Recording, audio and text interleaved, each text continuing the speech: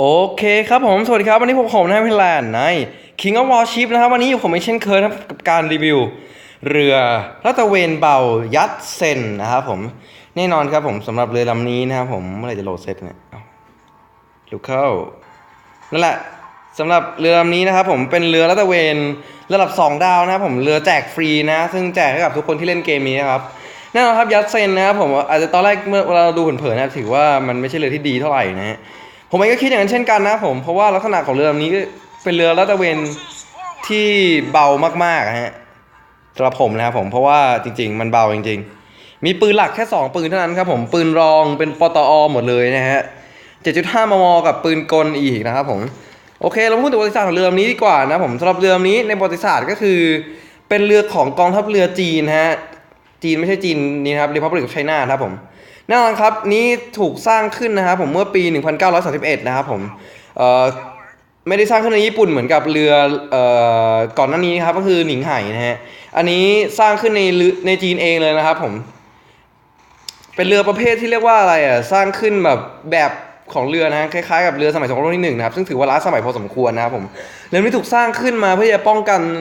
เมืองเซี่ยงไฮ้ด้วยนะครับก็ร่วมรบกับหนิงไห่ที่ผมรีวิวเมื่อคราวที่แล้วนะครับด้วย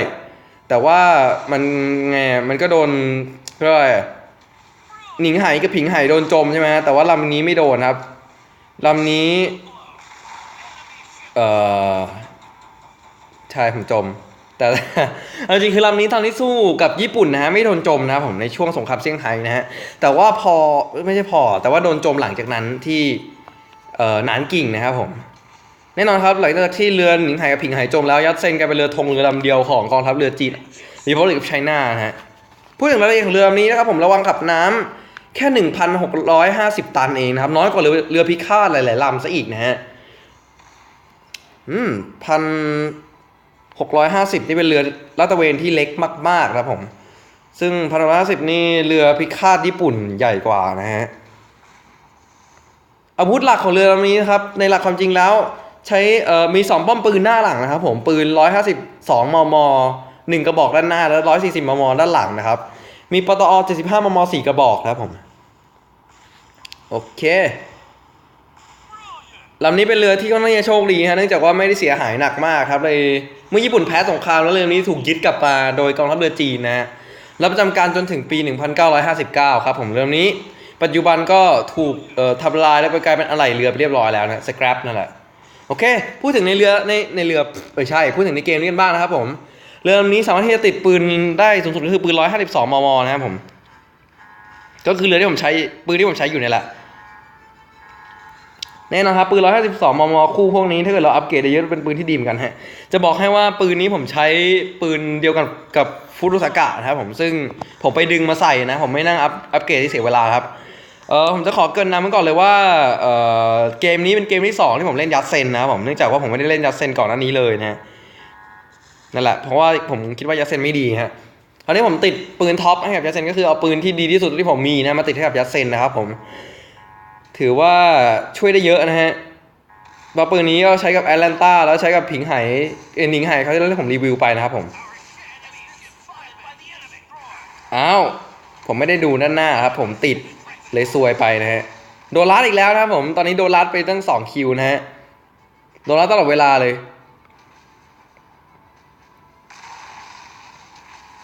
เรือลำนี้มีข้อเสียอย่างหนึ่งนะครับเนื่องจากว่าเครื่องยนต์ของมันนี่ใช้เครื่องยนต์เครื่องจักรไอน้ำสมัยโบราณเลยทำให้เรือนี้เป็นเรือที่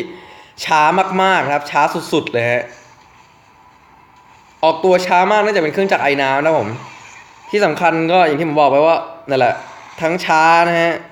แล้วก็เลือดน้อยด้วยนะครับผมแต่ถ้าเทียบกับขนาดตัวมันแล้วก็ไม่ได้น่าเกลียดนะเพราะว่าลำนี้ขนาดเท่ากับเรือพิฆาตนะครับผมแต่ก็นั่นแหละพูดถึงระยะการมองเห็นนะครับลำนี้ระยะการมองเห็นก็ถือว่าโอเคนะครับระยะการมองเห็นมากกว่านี่มากกว่าเดี๋ยวผมลืมชื่อฟุรุทากะใช่โอเครอบนี้เราก็ชนะไปแบบไม่ค่อยจะดีเท่าไหร่นะครับผม1คิวแอสซิสต์4นะครับผมรอบนี้รอบ2คิดอะไรมากใช่ไหมไม่เป็นไรเดี๋ยวรอบต่อไปครับผมจะบอกให้เลยว่ารอบนี้ผม MVP หลายรอบมากจะเป็นรอบนี้นะรอบนี้ผมเล่นได้ไม่ค่อยดีเท่าไหร่เนื่องจากโดนลาดเยอะด้วยแล้วก็ช้าไปถึงสนามรบไม่ทันนะ นี่เห็นอยู่ดาเมจผมสูงสุดของทีมนะครับแต่ไม่ได้ MVP เรียบร้อยมานี่ก็เปิดกล่อง3ดาวเปิดไม่ใช่เปิดกล่อง3ดาวโอเคดาเมจนะครับที่เราทำไปคราวนี้34,332นะครับผมด้วยยัดเซนฮะค่า1แต่ตาย2แย่นะเนี่ยแอสซิสต์อีก4นะครับผมโอเคถือว่าไม่ได้แย่อะไรสำหรับรีเพย์แรกไปดูรีเพย์ต่อไปกันดีกว่านะฮะมาเลยรอบนี้เรามีเรือพิฆาตเยอะมากนะครับผมลำนี้ระยะปืนของมันถือว่าดีนะครับผม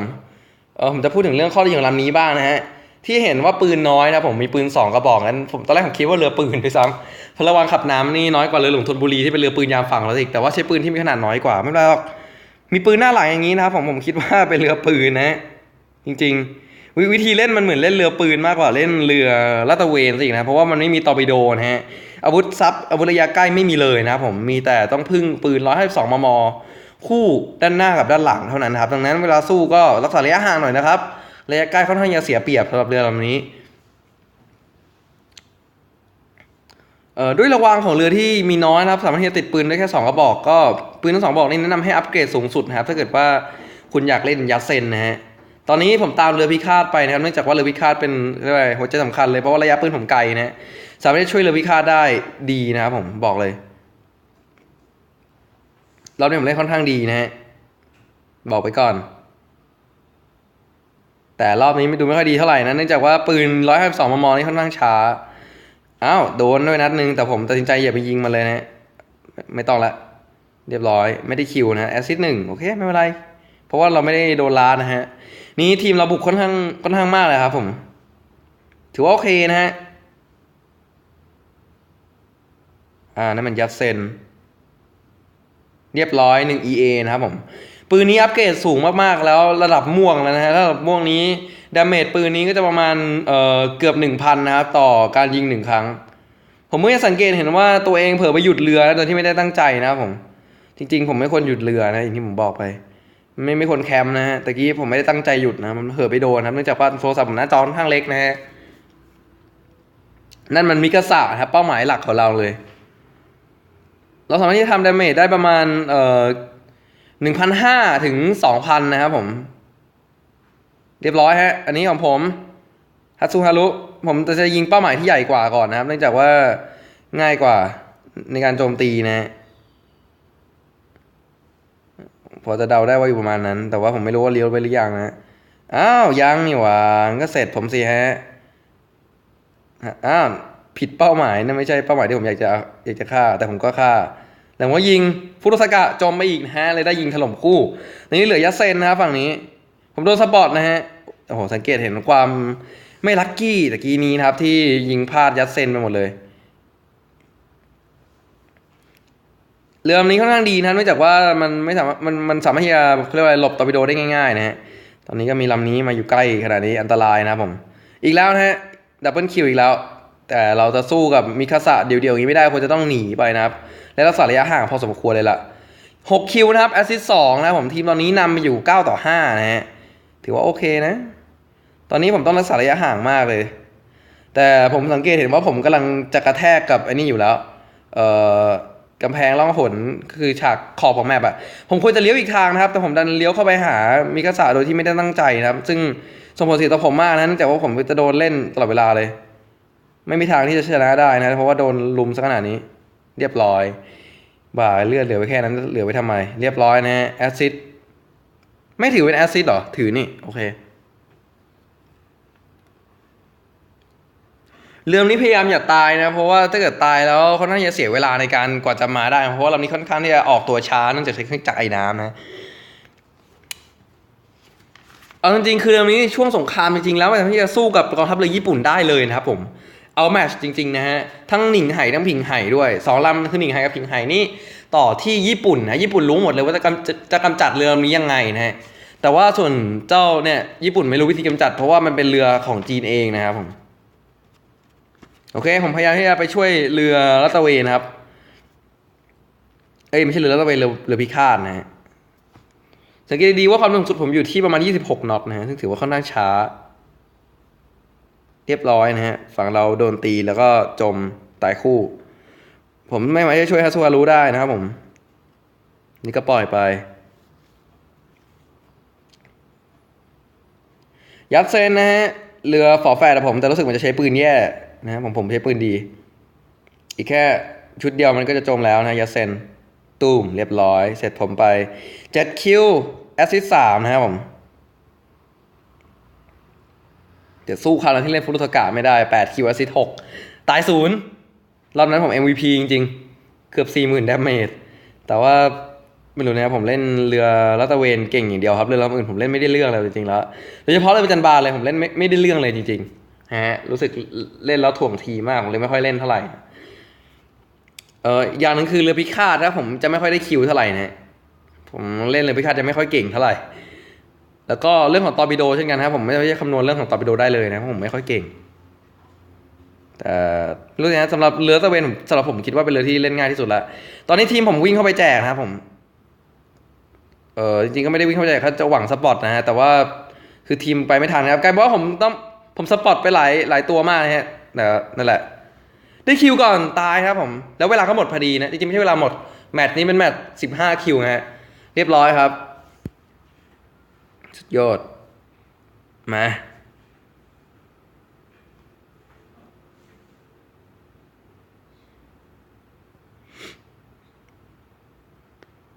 โอเคดาเมจ34,978ครับผมค่า8ตาย2แอสซิสต์อีก3นะผม MVP นะรอบนี้ก็อีกรอบหนึ่งไปดูอีกรอบนึงครับแล้วเดี๋ยวจะเข้าสู่รายละเอียดของเรือเลยนะรอบสุดท้ายนะครับผมสำหรับการเล่นยัดเซนในการรีวิวครั้งนี้นะฮะสำหรับยัดเซนนั่นเองเท่าที่ผมเล่นมาจากรีเพย์ที่แล้วนะนั่นคือผมเล่นรอบที่3นะครับนี่เป็นรอบที่4นะผมตัดสินใจผมฝึกเล่นรอบเดียวนะฮะรอบนั้นผมชนะแต่ว่าไม่ค่อยได้เรื่องเท่าไหร่นะเนื่องจากว่าผมลืมเปลี่ยนปืนใช้ปืนเก่านะฮะนี่ผมใช้ปืน152เหมือนเดิมก็ตั้งแต่รีเพย์แรกถึงรีเพย์นี้ผมใช้152นะก็คือเล่นลำนี้น้อยเอาจริงๆเฮ้ยรอบนี้มีเสียงรอบที่แล้วไม่มีเสียงประหลาดดีเอาจริงคือยัดเซนเป็นเรือที่ผมค่อนข้างที่จะชอบนะในฐานะที่ว่าปืนรีโหลดรีโหลดไวกว่าฟุรุตกะนะฮะแน่นอนผมเบาเสียงรีเพย์ตะกี้ไม่ใช่ตะกี้เบาเสียงในเกมนะผมจะเพิ่มเสียงให้เพื่ออรรถรสในการรับชมนะฮะโอเคสำหรับแมตช์นี้นะครับเป็นแมตช์การที่มีที่ฐานนะฮะก็ผมลืมชื่อแล้วจะมีอยู่แต่เดี๋ยวผมขอไปอ่านก่อนแล้วกันตอนนี้ผมก็ตามฮัตสุฮารุเหมือนเดิมนะครับผมซึ่งหน้าที่ของเรือลาดตระเวนเป็นอย่างนั้นอยู่แล้วครับส่วนเรือประจันบานควรจะต้องแทงนะฮะซึ่งส่วนใหญ่ก็เล่นกันแคมป์อย่างสนุกสนานนะครับเพราะว่ายังไม่มีเครื่องบินนะฮะรอเครื่องบินก่อนแล้วพวกเราจะไม่เห็นเรือแคมป์อีกนั่นเนี่ยเรียบร้อยเรือข้าศึกนะฮะติดอยู่หลังข่าวตรงนั้นนะครับผมตอนนี้พ้นวิสัยไปแล้วครับเรือฮัตสุฮารุติดภูเขานะฮะเขาไม่ได้แคมป์นะเขาติดภูเขาเฉย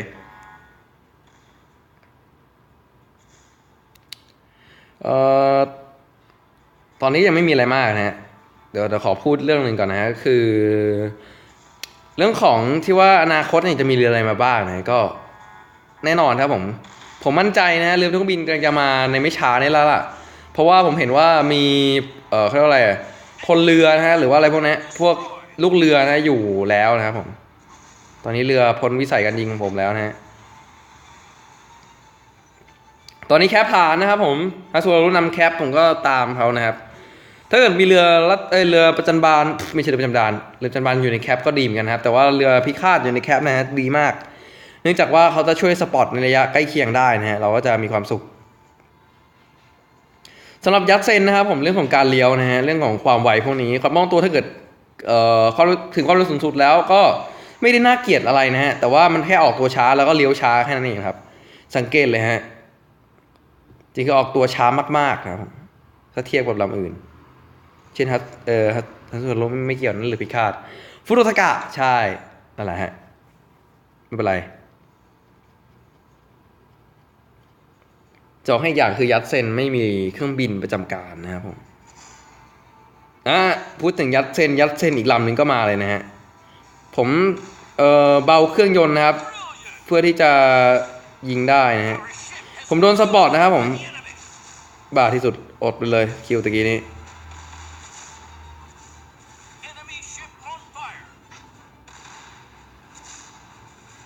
ตอนนี้ผมก็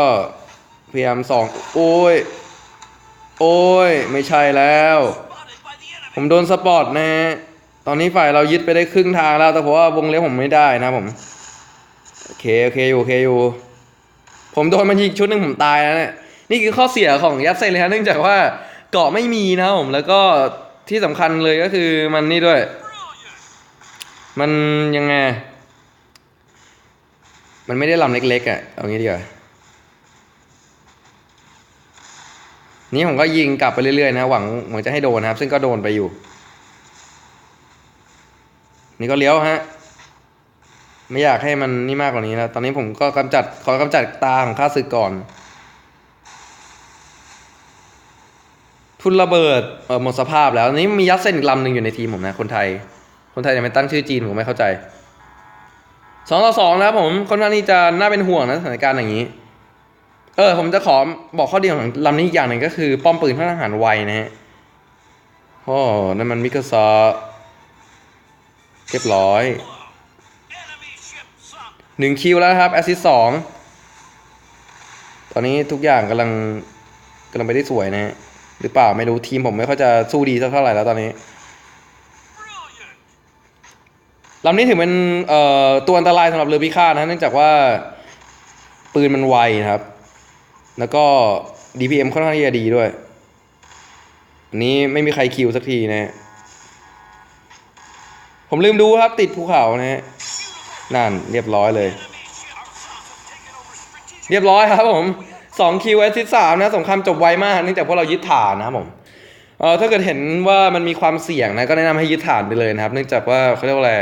ถ้าเกิดไม่ได้แบบจับทีมมาทั้งแคนคนมาอยู่อย่างนี้หมดเลยแล้วก็บุกไปยึดฐานเลยอันนี้ก็ได้นะครับแต่ว่าถ้าเกิดแบบทีมดูไม่ค่อยจะน่าไว้ใจเท่าไหร่ก็ยึดฐานไปนะสบายใจกว่าเนาะรอบนี้ค่อนข้างไวนะผมรีเพย์5 นาทีกว่าเขาแล้วยืดเยอะตั้ง8 นาทีMVP อีกแล้วนะครับผม 15,608 ดาเมจน้อยกว่าเดิมนะแต่ว่าที่เรา MVP เพราะเรายึดฐานนะครับผมทำลาย2นะครับผมไม่ตายเลยแล้วก็แอสซิดอีก3นะครับเกมนี้อาจจะดูไม่ค่อยอินเซนเท่าไหร่นะรีบจบไปหน่อยโอเคไปในส่วนของรายละเอียดของเรือในเกมเลยดีกว่านะครับผมเกือบไปละมาสำหรับยัดเซนนะครับอย่างที่บอกไปว่าในเกมนี้เป็นเรือแจกนะครับผมแจกให้กับทุกคนเลยนะฮะซึ่งเจ้ายัดเซนนี่เองก็เป็นเรือที่ตอนแรกเหมือนว่าถ้าเกิดคุณท่านผู้ชมเล่นจะไม่ค่อยพอใจเท่าไหร่เนื่องจากว่า1เลยไม่มีตอร์ปิโดนะฮะ2เลยไม่มีปืนซับกันนะครับผมแล้วก็อย่างที่3คือมันมีแค่2ป้อมปืนหน้าหลักนั่นเองนะครับแต่เมื่อคุณดูวิธีการเล่นแล้วก็พบว่าเป็นเรือที่เล่นง่ายมากนะฮะแล้วก็แน่นอนมันไม่ค่อยจะเหมือนเรือลาดตระเวนเท่าไหร่เหมือนว่ามันจะเป็นเรือปืนยามฝั่งมากกว่านะฮะพอดูสภาพแล้วดูจากหน้าทีมมาแล้วนะฮะก็คล้ายๆกับเรือปืนมากกว่าจะเป็นเรือลาดตระเวนแต่เกมนี้ไม่มีเรือปืนนะโอเคส่วนของรายละเอียดนะครับผมเลือด 4,655 นะฮะน้อยกว่าฟุรุสกะเยอะนะครับผมความเร็วสูงสุดอยู่ที่ 29.35 นะฮะซึ่งน้อยกว่าฟุรุสกะเยอะฮะแรงม้าไม่ต้องพูดถึงมันหรอกน้อยกว่าอยู่ดี การเลี้ยวค่อนข้างที่จะพอๆกันนะแต่เหมือนว่ายัดเส้นการเลี้ยวจะค่อนข้างที่จะดีกว่าแต่อย่าลืมนะครับยัดเส้นเวลาเลี้ยวแล้วนะค่อนข้างที่จะช้ากว่าฟุรุสกะครับทำให้เป็นแรงเหวี่ยงของฟุรุสกะนี่ทำให้เหมือนฟุรุสกะเลี้ยวไวกว่ายัดเส้นซะอีกนะแต่จริงๆยัดเส้นมันหันตัวเรือไวกว่าแค่นั้นเองเพราะมันระวางน้อยกว่ากำลังการเรียนนี่ไม่ต้องพูดถึงเลยระยะการมองเห็นนะฮะ 8.13 กิโลเมตรของฟุรุสกะนั้นระยะการมองเห็นอยู่แค่ 7.9 นะซึ่งน้อยกว่าไม่มากอันนี้ก็มากกว่าพอสมควรนะแต่ก็มากกว่านิดหน่อยไม่ได้เยอะมากขนาดนั้นระดับเกราะอย่าไปพูดถึงมันเลย866นะฮะระดับเกราะน้อยกว่าฟุรุสกะอยู่ดีครับผมและการยิงปืนหลักนี่สีน่ารักนะฮะ 3.16 นะ 13.16 ขณะที่ยิงปืนหลักของฟุรุสกะอยู่ที่ 12.49 นะครับผม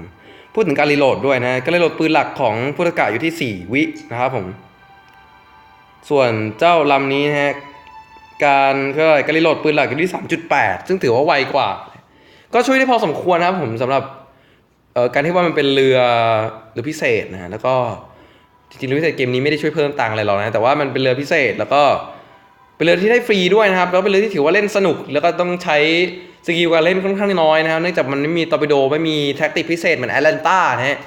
แล้วก็นั่นแหละเล่นง่ายๆเลยก็คือหันข้างยิงนะครับอย่าอยู่นิ่งอย่าแคมป์ ตามเรือพิฆาตนะครับผมเล่นแค่นี้พอแล้วก็อย่าไปตัวระยะใกล้กับเรืออื่นๆเลยนะครับเพราะคุณไม่มีตอร์ปิโดทำให้คุณเสียเปรียบมากนะครับโอเควันนี้ก็ขอจบเพียงเท่านี้ดีกว่าครับสำหรับเจ้ายัดเซนนะฮะผมแน่นอนฮะลำนี้ทุกคนได้อยู่แล้วครับสำหรับคนที่เล่นก็ลองดูแล้วกันครับบางคนจะแบบไม่ชอบลำนี้มากๆนะฮะก็ลองเปลี่ยนปืนนะฮะผมลองอัปเกรดปืนเรื่อยๆนะฮะเดี๋ยวก็จะดีขึ้นมาเองแหละครับผมโอเควันนี้ขอจบเพียงนี้ดีกว่านะครับผมสวัสดีครับ